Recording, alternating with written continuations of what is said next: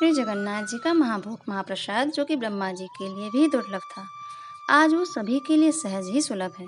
जबकि एक समय था कि स्वयं महादेव एवं ब्रह्मदेव श्रीहरि के दिव्य भोग को पाने के लिए बैकुंठ के द्वार पर प्रतीक्षा करते रहते थे, परंतु महाभोग उन्हें भी प्राप्त नहीं हो पाता था। वह महाभोग महाप्रसाद जो स्वयं माता महालक्ष्मी पकाती हैं दिव्य धाम में। तो एक बार स्वयं देवर्षि नारद ने इस महाभोग को पाने के लिए वैकुंठ की यात्रा की, लेकिन उन्हें भी निराश होना पड़ा। परंतु देवर्षि नारद ने तो महाभोग पाने का संकल्प ले लिया था, इसलिए वे माता महालक्ष्मी की सेवा करने लगे। तो इस महाभोग की विशेषता यह थी कि प्रभु की इच्छा के बिना इसे कोई ग्रहण कर ही नहीं सकता था। अब माता को तो पता था कि देवर्षि महाभोग को पाने के लिए ही उनकी इतनी सेवा कर रहे हैं, तो देवर्षि नारद ने 12 वर्षों तक लगातार माता महालक्ष्मी की सेवा की। कभी पूजा के लिए पुष्प लाना, कभी चंदन लाना, कभी चंदन घिसना, कभी पात्र धोना इत्यादि अनेक प्रकार की सेवा।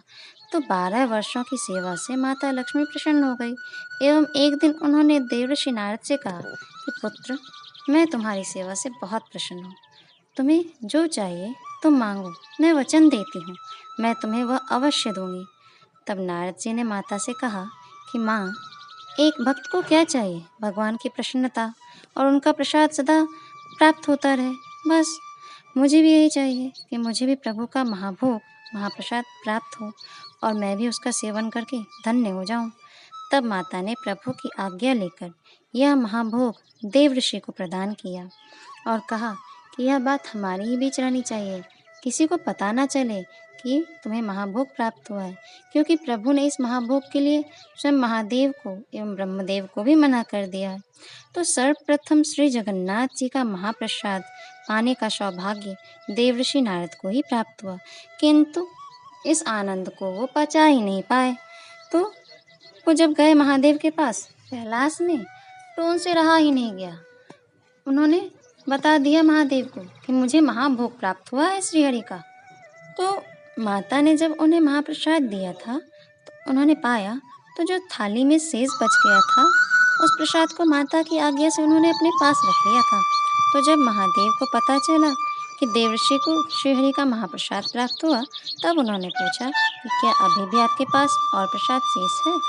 तब देवर्षि के द्वारा महादेव को महाभोग के महाप्रसाद के कुछ कण प्राप्त हुए, जिसे ग्रहण कर महादेव आनंद तांडव करने लगे।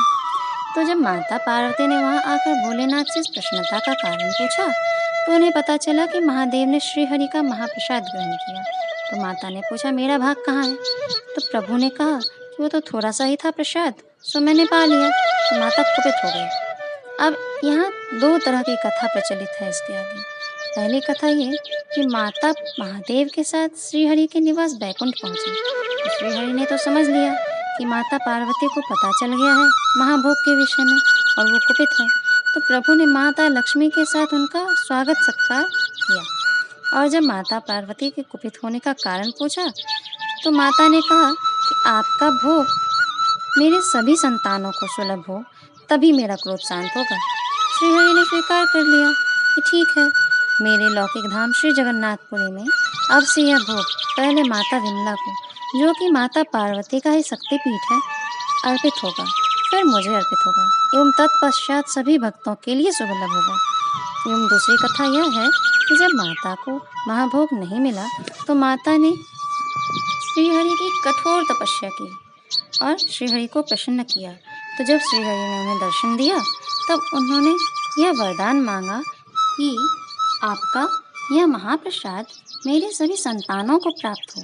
मैं जगत जननी हूँ और सारा संसार ही मेरी संतान है, इसलिए जगत के समस्त प्राणियों के लिए आपका यह दिव्य अद्वितीय दुर्लभ भोग सुलभ हो। तब श्रीहरि ने कहा कि अब से जगन्नाथ मंदिर की यही परंपरा होगी कि सर्वप्रथम यह भोग विमला देवी को, तदुपरांत मुझे अर्पित किया जाएगा, फिर यह समस्त भक्तों के लिए सुलभ होगा। तो माता पार्वती की अनुकंपा से ही कलयुग के जीवों के लिए यह महाप्रसाद सुलभ हुआ, क्योंकि कलयुग के पश्चात तो यह धाम ही अलक्षित हो जाएगा।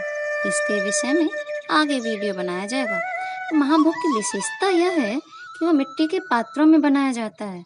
चूल्हे के ऊपर एक के बाद एक करके 7 पात्र रखे जाते हैं और आश्चर्य की बात है कि सबसे ऊपर का पात्र का भोजन सबसे पहले बनकर तैयार होता है।